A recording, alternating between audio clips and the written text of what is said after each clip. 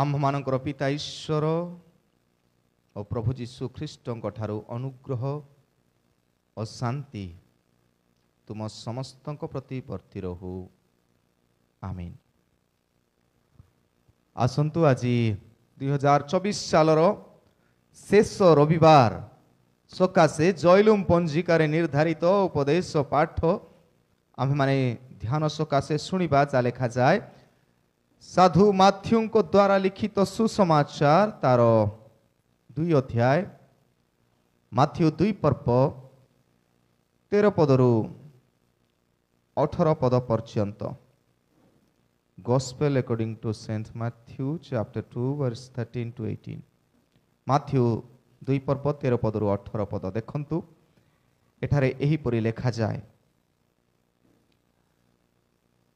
से माने प्रस्थान कला उत्तारे देख प्रभुंकर जड़े दूत स्वप्न रे जोसेफ को दर्शन दे कहिले उठ शिशु और ताहांको माता को घेनी मिस्र को पलाओ पुणी आम्भे तुमको न कहिबा पर्यंत सेठारे रुह कारण शिशु को विनाश करिबा निमंते हेरोद ताहांकु अन्वेषण करिबाकु उद्दित एथिरे से उठी रात्रि रे शिशु और ताहांको मातांको घेनी मिस्र को पळई गले आउ हेरोदंको मरण पर्यंत सेठारे रहिले जेपरि भाववादींक द्वारा प्रभुंको उक्त एही वाक्य सफल हुए मिस्रु आम्भे अपना पुत्रंकु आह्वान कलु इतिमध्यरे हेरोद पंडित मानक द्वारा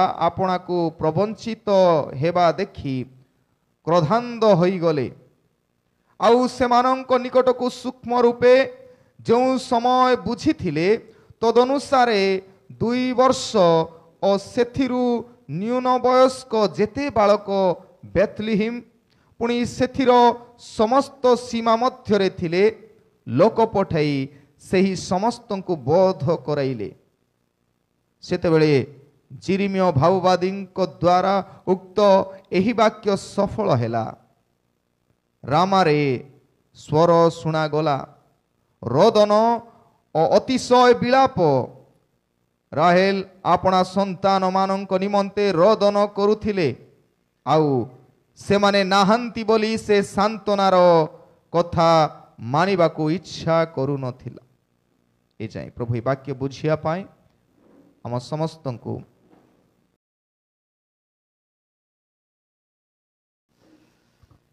ख्रीष्टरे प्रिय उपस्थित भाई एवं भौणी माने प्रभुंकर दया करुणा अति प्रचुर आउ डिसेम्बर मासरे अनेक व्यक्ति विशेष को आम हराऊ साधारणतः गत वर्ष मध्य आम 2 जन व्यक्ति को हराई यही समय रे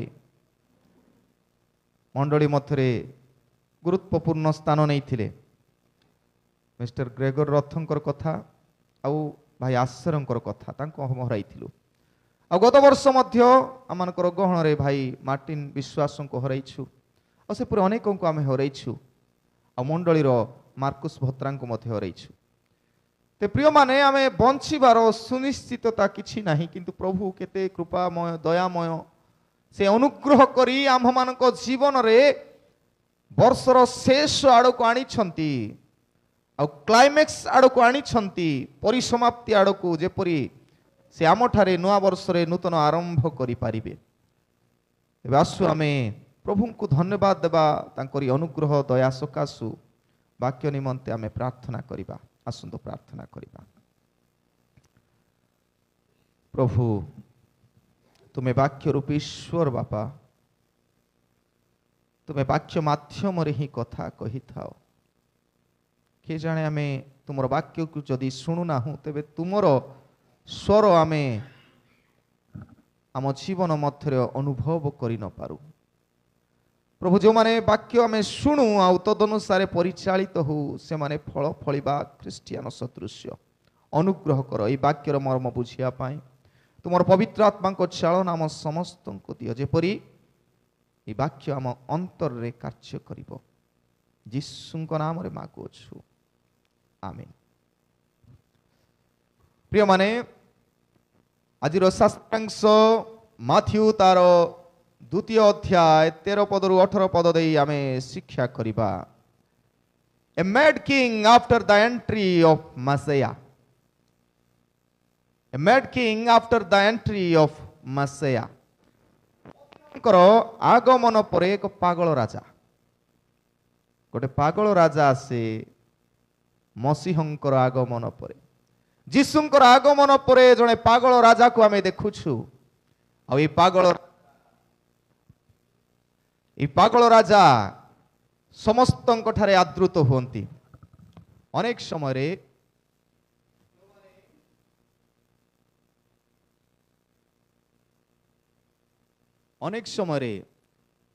ଯୀଶୁଙ୍କର ଜନ୍ମରେ, ଯୀଶୁଙ୍କର ଆବିର୍ଭାବରେ ଅନେକଙ୍କର ପାଦ ଖସିଯାଏ, ବୋଲେ ପଡ଼ିଯାଆନ୍ତି ସେମାନେ। ଯାହା ଜୀବନରେ ଯୀଶୁ ଆସନ୍ତି ଆଉ ସେଇ ଲୋକଙ୍କୁ ଦେଖିଲେ ଅନ୍ୟମାନେ ଇତସ୍ତିତ ହୋଇଯାଆନ୍ତି, ସେମାନେ ନୀରବ ହୋଇ ରହି ନ ପାରନ୍ତି। ଆଉ ଆଜିକାଲି ସେଇ ଘଟଣା ଆମେ ଦେଖୁଛୁ। ଯୀଶୁ ଆସିଲା ପରେ ସେ ଲୋକ ଖୁସିରେ ମାଡ଼ ଖାଇବା ପାଇଁ ମଧ୍ୟ ପ୍ରସ୍ତୁତ ରହୁଛି, କିନ୍ତୁ ଅନ୍ୟମାନେ ତାଙ୍କୁ ଟିକେ କଷ୍ଟ ଲାଗୁଛି। ସତେ ଯେପରି ଯେ କହୁଛି ତା ଘରରୁ କିଛି ଖାଉଛି ବୋଧେ, ଯେ ଯୀଶୁଙ୍କୁ ବିଶ୍ୱାସ କରି ତା ଜୀବନକୁ ନୂଆ କରିବା ପାଇଁ ଚେଷ୍ଟା କରେ। ଆଉ କେ ଜାଣେ ସେମାନେ ଭାବନ୍ତି ସେମାନେ ସମସ୍ୟାରେ ଅଛନ୍ତି, ଯଦି ଯୀଶୁଙ୍କୁ ଏ ଜାଣିଲେ ଆଉ ଜୀବନରେ ତାଙ୍କୁ ତ୍ରାଣକର୍ତ୍ତା ଭାବେ ଗ୍ରହଣ କଲେ। ମନେ ରଖୁ, ମସିହଙ୍କର ଆଗମନରେ, ଯୀଶୁଙ୍କର ଆଗମନରେ ପାଗଳ ରାଜାମାନଙ୍କର ସଂଖ୍ୟା ବଢ଼ିବେ। ଆଉ ଆଜି ମଧ୍ୟ ଆମେ ଶାସ୍ତ୍ରାଂଶରେ ଗୋଟେ ପାଗଳ ରାଜାକୁ ଦେଖୁଛୁ। ପାଗଳ ରାଜା ଯିଏ ମାଷ୍ଟରଙ୍କର ଆଗମନରେ, ପ୍ରଭୁଙ୍କର ଆଗମନରେ ସେ ପାଗଳ ହେଇଯାଉଛି। ଯୀଶୁଙ୍କର ଆଗମନରେ ଅନ୍ୟମାନେ ପାଗଳ ହେଇଯାଆନ୍ତି। ଆମେ ଯେତେବେଳେ ବଢ଼ିବୁ, ସବୁ କ୍ଷେତ୍ରରେ ଆଶୀର୍ବାଦ ପାଇବୁ, ସେତେବେଳେ ଅନ୍ୟମାନଙ୍କର ଆଖି କୁଣ୍ଡାଏ, ସେମାନେ ଇତସ୍ତିତ ହୁଏ, ନାଇଁ ସେମାନେ ତଳେ ହିଁ ରହିବା ଦରକାର।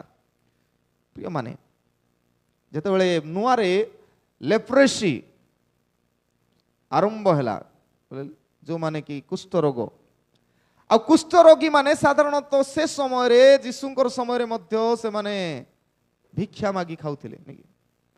ଆଉ ଅନେକ ଦେଖୁଛୁ ଆମେ, ଯେଉଁମାନେ ପଙ୍ଗୁ, ଅନ୍ୟାନ୍ୟ ସମସ୍ୟା ଗୁଡ଼ିକ ଶରୀରରେ ଥାଏ, ସେମାନେ ଭିକ୍ଷା ମାଗି ଖାଉଛନ୍ତି। ଆଉ ଯେତେବେଳେ ମେଡିକାଲ ମିଶନ, ମୁଁ କହିଛି ଅନେକ ସମୟରେ, ମେଡିକାଲ କୋଉଠୁ ଆସିଲା? ଚିକିତ୍ସା ବିଜ୍ଞାନ, ଏଇଟା ଖ୍ରୀଷ୍ଟିଆନ ମାନଙ୍କ ଦ୍ୱାରା। ସେଥିପାଇଁ ସେ ମେଡିକାଲର ଚିହ୍ନ ଆକା କ୍ରସ୍ ଭଳିଆ ଅଛି। ଖାଲି କ୍ରସ୍ କଥା କହୁନାହିଁ, ମେଡିକାଲର ଆଉ ଗୋଟେ ଚିହ୍ନ ଅଛି, ଗୋଟେ ବାଡ଼ିରେ ସାପ ଗୁଡ଼େଇଥିବ, ନାଇଁ କି? ଦେଖିଛନ୍ତି ମେଡିକାଲର ଚିହ୍ନ କାହିଁକି? କାରଣ ବାଇବଲରେ ଯେଉଁ ଲୌହଦଣ୍ଡ, ଲୌହ ସର୍ପକୁ ଦେଖି ସମସ୍ତେ ସୁସ୍ଥ ହେଲେ। ସର୍ପ ଦଂଶନରେ ଏ ଇସ୍ରାଏଲ ଗୋଷ୍ଠୀ ମିଶରରୁ ଯେତେବେଳେ ଯାତ୍ରା କରୁଥିଲେ ଇସ୍ରାଏଲକୁ, ଆଉ ମିଶରରୁ ଯାତ୍ରା କରିବା ସମୟରେ, କିଣାନକୁ ଯାତ୍ରା କରିବା ସମୟରେ, ଏମାନେ ଈଶ୍ୱରଙ୍କର ଅବାଧ୍ୟ ହେବା ଲାଗି ସର୍ପ ସେମାନଙ୍କୁ ଦଂଶନ କଲା, ମରିବା ଉପରେ ଥିଲେ। ଆଉ ସେତେବେଳେ ପ୍ରଭୁ ମଶାଙ୍କୁ କହିଲେ, ଯଦି ସେମାନେ ବଞ୍ଚିବା ପାଇଁ ଚାହାନ୍ତି ତେବେ ତୁମେ ପିତଳ ସର୍ପ ଗୋଟେ ତିଆରି କର, ଆଉ ସେଇ ସର୍ପ ଯେଉଁମାନେ ଦେଖିବେ ତେବେ ସେମାନେ ବଞ୍ଚିବେ। ମେଡିକାଲର ଚିହ୍ନ ହେଲା ବଞ୍ଚିବାର, ସୁସ୍ଥ କରିବାର ଚିହ୍ନ। ଆଉ ଯେତେବେଳେ ଲେପ୍ରସି ନିମନ୍ତେ ମିଶନ ଷ୍ଟାର୍ଟ ହେଲା, ଔଷଧ ବାହାରିଲା ଯେ କୁଷ୍ଠରୋଗ ମଧ୍ୟ ସୁସ୍ଥ ହୋଇପାରେ ବୋଲି ଯେତେବେଳେ କୁହାଗଲା, ଆଉ ସେତେବେଳେ ଅନେକଙ୍କୁ ଡକା ହେଲା ବାଧ୍ୟ କରି ତାଙ୍କୁ ଔଷଧ ଦେବା ପାଇଁ, ଛୋଟ ଛୋଟ ଔଷଧ ଦେବା ପାଇଁ।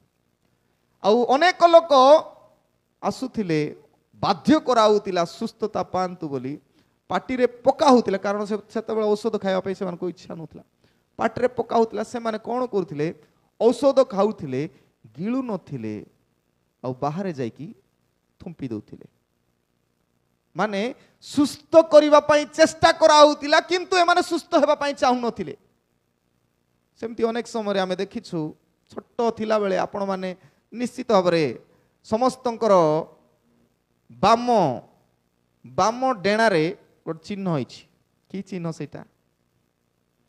टीका दिया होछि नी कि स्कूल रे जते बेले अनाउंस हबो टीचर कहबे देखो तुमको टीका दिया हबो पोलियो टीका दिया हबो हाथ रे से दिन अनेक पुओ झियो माने स्कूल को जाउ नथिले कारण इंजेक्शन पई तांकर डर किंतु इंजेक्शन दिया होतिला कोन पई सुस्थता पई प्रिय माने आम जीवन रे मध्य अनेक समय सुस्थता पई अनेक कार्य आसे किंतु पीड़ा सहिबाकू पड़े आउ आज आमे घटना गोटे देखुचु गोटे राजा जीशुंकर जन्म रे पीड़ा देवाटा आरंभ कले कारण आगामी दिन रे पृथ्वी सुस्थ हेबाकू जाउछि सेथि निमंते ए पीड़ा तेबे आजिर शास्त्रांश रे मु बेसी समय आज देखि पारिली नै कारण राति 2टा अधेरे आमे पहुंचिलु गोटे रिवाइवल मीटिंग थिला जाड़ागुड़ा सुनाबेड़ा रे भाई आमस्रो तो दानिएल बाबू आस्थिले सेथि पय लेट रे आसिले से तेबे आमे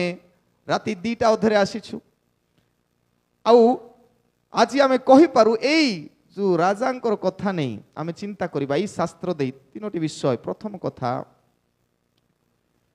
कमांड ऑफ द सेविंग जेतो आमे पढुछु कमांड ऑफ द सेविंग बा सुरक्षा निमंते आदेश आमे जदि बंचिबा पई चाहू लेपर्सी रोग पई कुहा गला कोन बोली तुमे समस्ते आसी औषध सेवन कले एई कुष्ठ रोगरु सुस्थ हबो आ स्कूल रे मध्य कह होतिला तुमे जदि इंजेक्शन नबो तेबे तुम कोन हबो तुमको पोलियो आउ हेबो नाही किंतु ए सेविंग सुरक्षार आदेश को अनेक मानथिले सुरक्षार आदेश मानिले प्रभु सुरक्षा देबे जेतले आमे पढुछु 13 पदरु 15 पद मध्य रे आ लेखा जाय से माने प्रस्थान कला उतारे बोले क्यों माने जदि बाइबल आमे धीरे अस्थिर सीट पढ़ीछु पंडित माने जस्ट पंडित माने से माने अन्य आड़ को बाहुड़ी गले कारण हेरोद राजा मारिवार योजना करूछंती जीसु को सेथि पई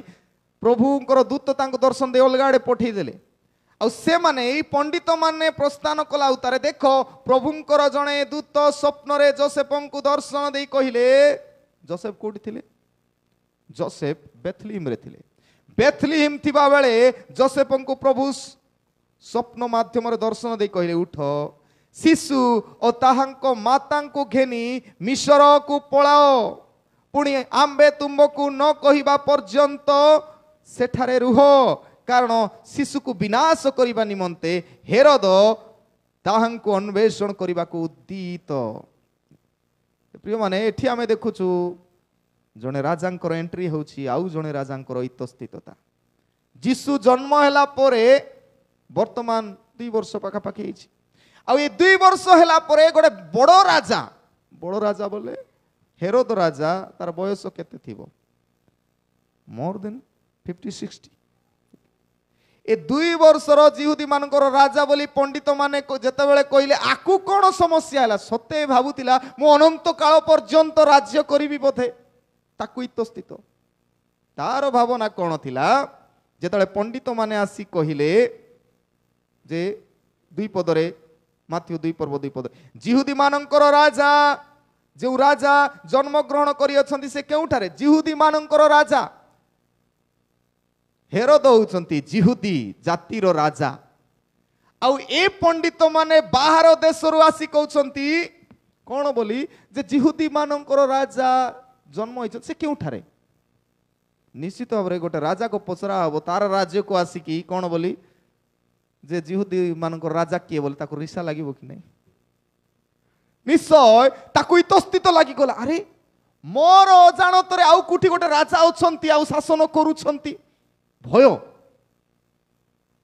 किंतु एमाने पूर्वरु को आमे पूर्व देशरु तारा देखी तांको प्रणाम करी आसी अछु बोले ए हेरोद राजा को प्रणाम करिवा पई न आसी का को आसी छंती आउ गोटे राजा को तार देश रे आउ गोटे राजा अछि ताकू प्रणाम करिवा पई आसी छंती तेबे निश्चित स्थित लागिथिबो तेबे राजांकर कथा जते बेला आसीला स्टार्ट हे गला 3 पदरे एहा सुनी हेरोद राजा और ताहांकर सहित समुदाय जेरुसालेम निवासी उद्विग्न हेले डरी गले जेरुसालेम रो केंद्र स्थल रे थिबा लोक नेकी जेरुसालेम स्पिरिचुअली हेडक्वार्टर थिला ଆଉ ସେଠି ସମସ୍ତେ ଜାଣିଛନ୍ତି ହେରୋଦ ରାଜାର ପ୍ରସିଦ୍ଧତା।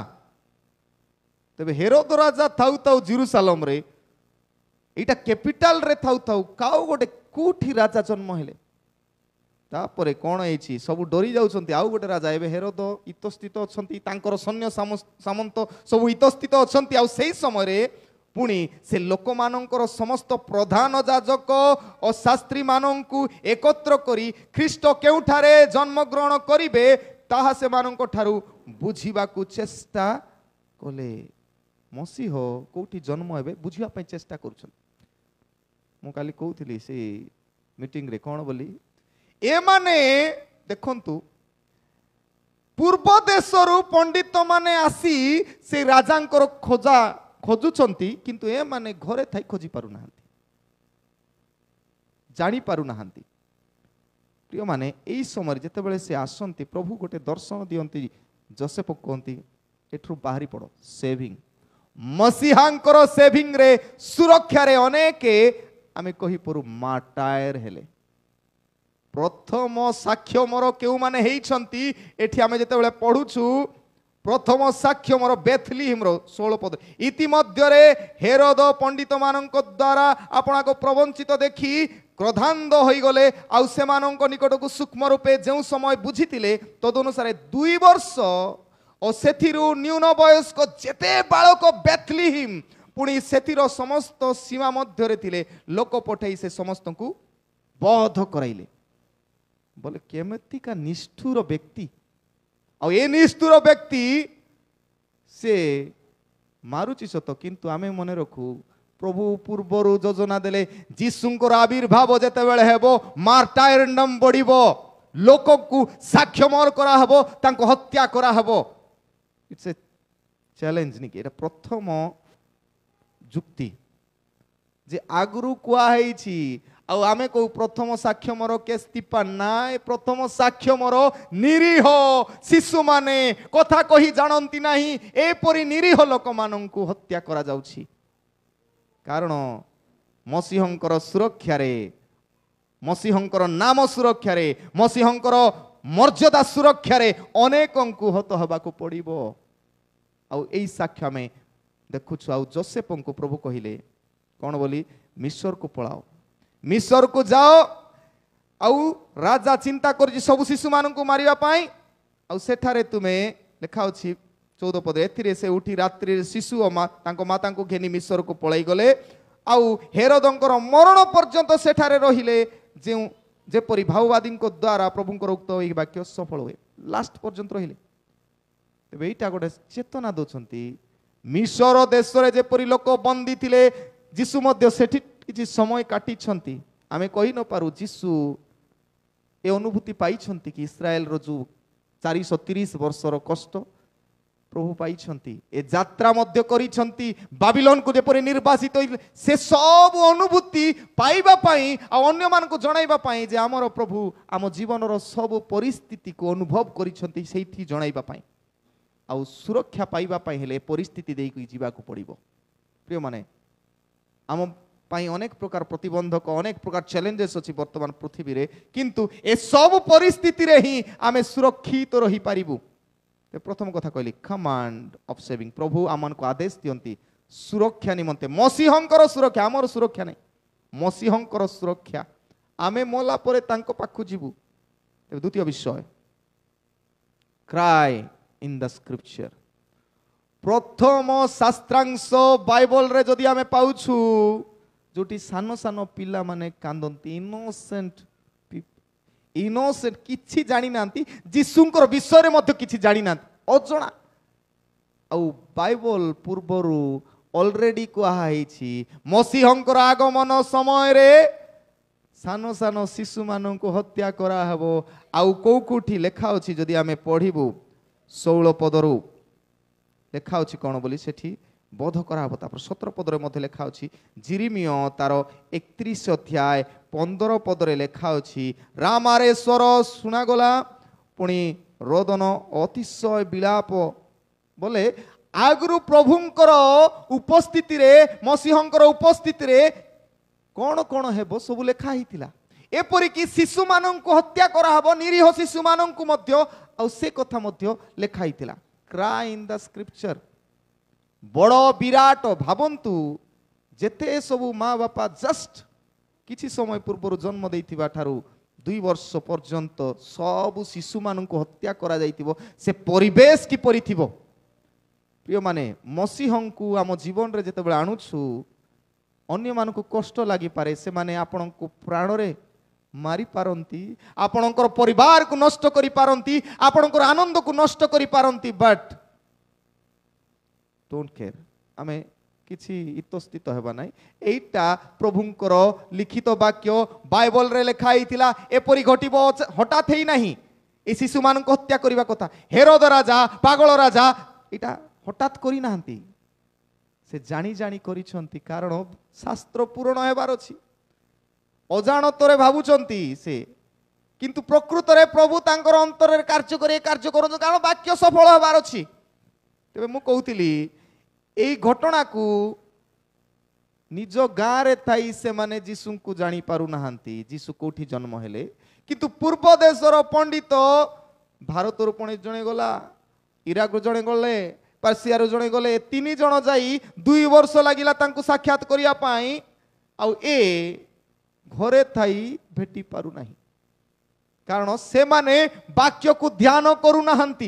যেতেবেলে কুহা গলা সেতেবেলে খোঁজুছন্তি। আমি মধ্যে সেমতি নেই, মনে এক সময় কয়ে যে আমি এমতিকা খ্রিস্টিয়ান মানে কেতে বাইবল সরাইছু, আমি বাইবলরে সবু কিছু মিলিব বলি যেতেবেলে কুহা হব।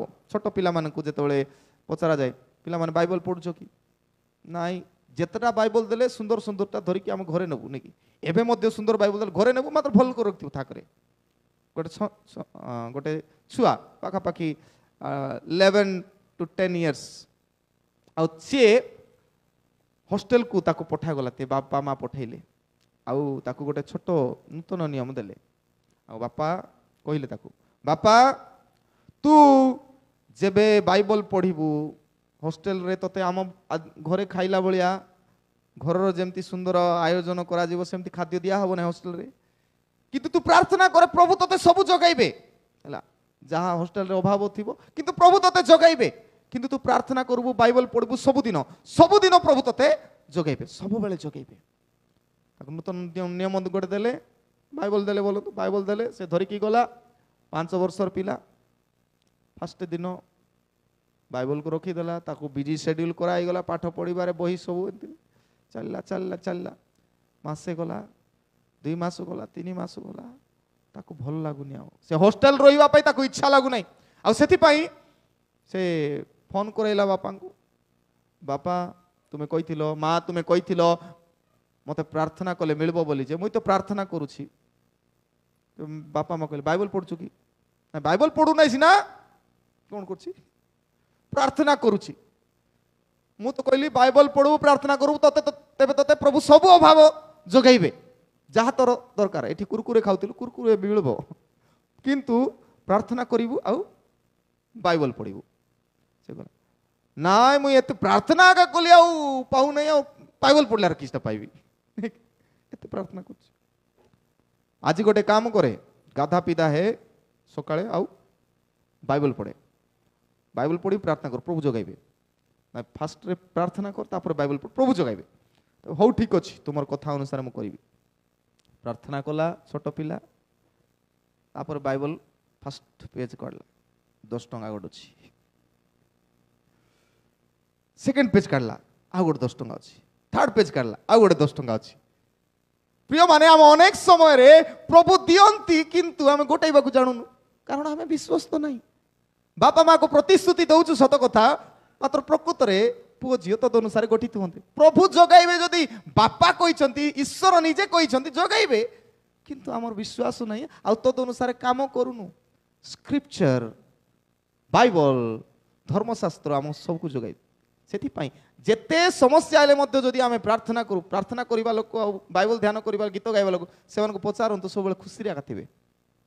ମୁଁ କହିପାରେ ଆୟୁବ ବେଶୀ ଖୁସିରେ କାହିଁକି ରହୁଥିଲେ, ମଲା ପରେ ମଧ୍ୟ ସବୁ ଧନ ସମ୍ପତ୍ତି ନଷ୍ଟ ହେଲା ପରେ, କାରଣ ସେ ପ୍ରଭୁଙ୍କ ଠାରେ ଆସକ୍ତ ଥିଲେ, ପ୍ରାର୍ଥନାରେ, ବାଇବଲ ଧ୍ୟାନ ସବୁରେ। ଆମେ ମଧ୍ୟ ସେପରି ହେବା ଦରକାର।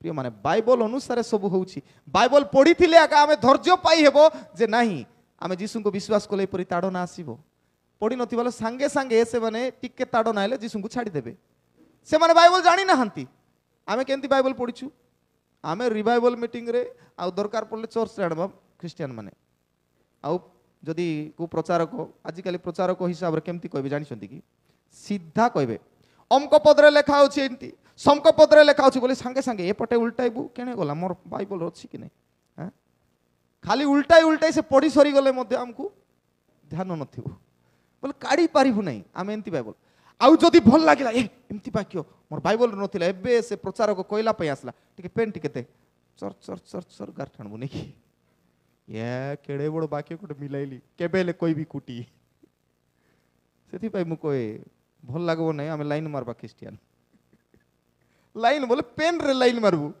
गार टाणु लाइन अंडरलाइन दबु बाइबल कुटी मिलले खाली सेटा जे कहला परे सेटा निजे पढिबु नै शास्त्र रे आमे नहीं सेति पई आमे बुझी पारुनु गोटे लोक कहले आ काम को तृप्त लखा हा जे किछि कहि नांती रिवाइवल मीटिंग गुडा कोन कहबे जानचोंती कि एठी लेखा अछि पढो से बाटे पढुथिबे कहउथिबे नुआ कथा किछि कहबाटा नै भीतर गभीर कथा किछि नै आपन को इतस्थित लागिबो साउंड टिके भयंकर थिबो भयंकर लागि जो नै कि आ बाप रे खाइला परि लागला किछि नै जो बाकी आपन जदी पढिचंती ओ एटा कहले ठीक अछि किंतु केबे पढ़ी नथिबो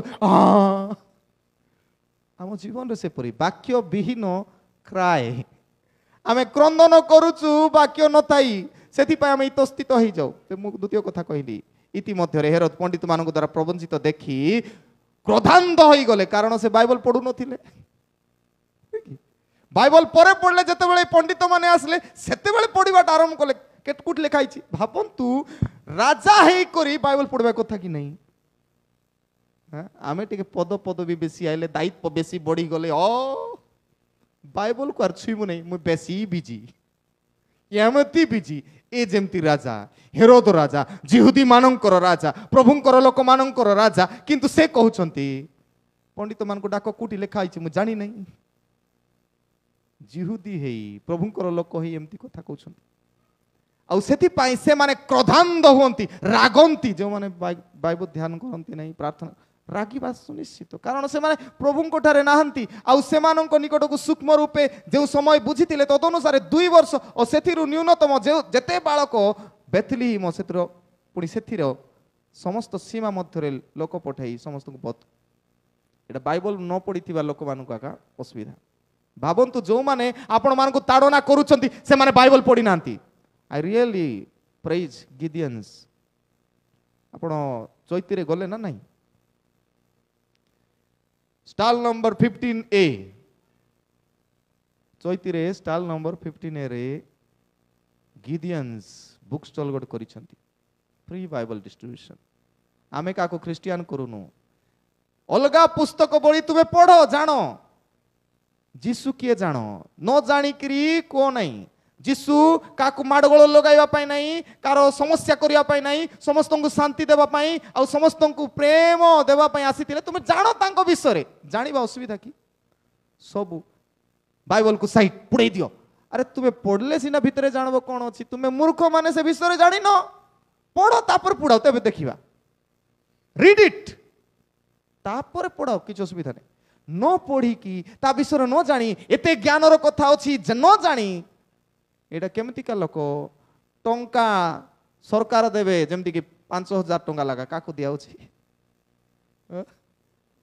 सुभद्रा मां मानंगु नेकी तेबे कागज एठी तुमे फॉर्म फिलअप कले दिया हेबो तेबे फॉर्म फिलअप कला एटा कि डाबू की बोली सेटा जदी पुड़ै देबु आमे से फॉर्म को जदी पुड़ाइबु ते पैसा मिलिबो नै पैसा परे मिलिबो किंतु फास्ट रे पढ़िबा को पढ़िबो से फॉर्म रे कोन लेखा अछि बाइबल रे कोन लेखा अछि पढ़िबा को पढ़िबो तापरे मिलिबो लेखा अछि दस्तखत नै कि दउछन जहा सब पृथ्वी रे हमर भरोसा अछि सब कागज कलम रे अछि ना नै काको जदी उधार दैछंती एग्रीमेंट करि रखुछंती काको घर भड़ा देउछंती एग्रीमेंट करि रखुछंती बैंक सहित आपनकर कनेक्शन अछि बैंक रे एते टंका बांछंती गारंटी अछि तो हमर आज्ञा गारंटी अछि तो हमको देबे बोली गोटे लेखा पढ़ा अच्छी आमको देबे बोली नहले आमे बैंक को मध्य केस करि परिबो नै कि सहारा इंडिया रे मजरे सेमते हितिला आमे लेखापड़ा करी रखीचु जदि से कागज पुड़ी गला बोले समस्या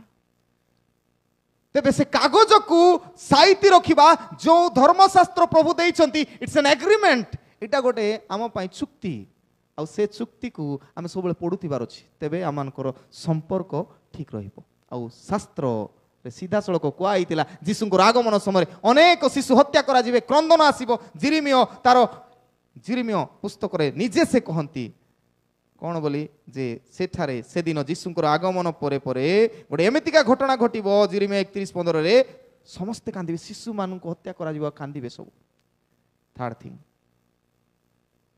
कंफर्ट ऑफ द सेवियर किंतु मन रखू से मसीह आसला परे ए सब समस्या हैला परे मध्य सांत्वना अछि सेथिपाई 17 आ 18 पद लिखा जे जेतेबेले जिरिमियों भाववादी को द्वारा उक्त ही वाक्य सफल हैला रामारे स्वर सुभागला रोदन अतिशय विलाप हैला तापरे लिखा अछि लास्ट को से माने नाहंती बोली से सांत्वनार कथा मानिबा को इच्छा करू नथिले केते लोक भाबिले से नाहंती बोली प्रिय माने आमर प्रभु अछंती से सांत्वना देवा लोक सेथिमे सांत्वना शब्द कंफर्ट आमर प्रभु आसिले जेते दुख कष्ट ताड़ना कले मध्य आमे कंफर्ट हे पारिबु धैर्य पाई पारिबु तेणु प्रभु अनुग्रह करंतु आम समस्त को आमे समस्ते एही समय रे एही जगत पागल राजा भलिया व्यवहार कले मध्य आमे जानिछु आम अंतर रे प्रभु जन्म नै छंती एटा हेबो कारण शास्त्र रे ऑलरेडी लिखा आइछि ए मैड किंग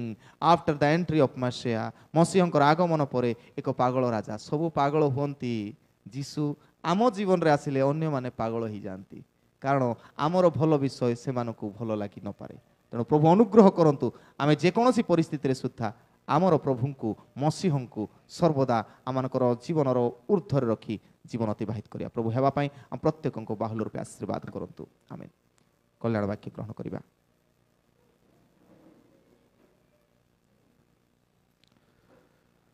समस्त बोधरगम्य ईश्वरंकर सहाय शांति ता ख्रीष्ट जीशुंको सहभागितारे तुमानकर हृदय मन को सुरक्षा करी रखिबो आमेन।